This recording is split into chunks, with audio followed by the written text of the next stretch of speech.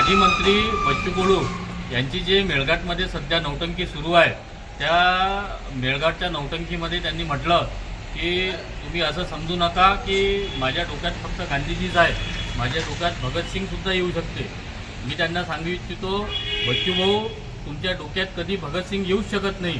तुमच्या डोक्यात 24 तासही गांधीजीच असतात. ज्या कागदावर गांधीजीचा फोटो छापलेला आहे ते गांधीजीचे कागद जमा करण्यातच तुमची पुरी हयात गेलेली आहे. आतापर्यंत तुम्ही किती माया जमा केली आहे सर्व जनतेला माहीत आहे. आणि म्हणूनच तुम्ही पदावर असताना त्या मेळघाटच्या लोकांसाठी काही करू शकले नाही.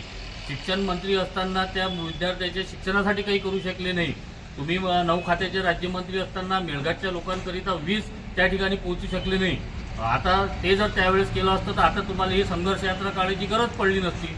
म्हणून तुम्ही जे लोकांना सांगत आहे की गांधीजी नाही आहे, माझ्या डोक्यात भगतसिंग येऊ शकतो, तुमच्या डोक्यात कधीच भगतसिंग येऊ शकत नाही. तुम्ही गांधीप्रेमी आणि गांधीजींचा ज्या कागदावर फोटो आहे छापलेला त्याचे प्रेमी आहे. म्हणूनच तुम्हाला अचलपूरच्या जनतेनं सपशेल नाकारला आहे आणि मेळघाटमध्ये जो तुमचा जो आमदार होता त्यालाही जनतेने नाकारलेला आहे. म्हणून ही तुमची मेळघाटमध्ये जे नौटंकी सुरू आहे ना, ही नौटंकी संपवून मेळघाटची माफी मागू आंदोलन यात्रा तुम्ही करायला पाहिजे, अशी तुम्हाला माझी कळकळीची विनंती आहे.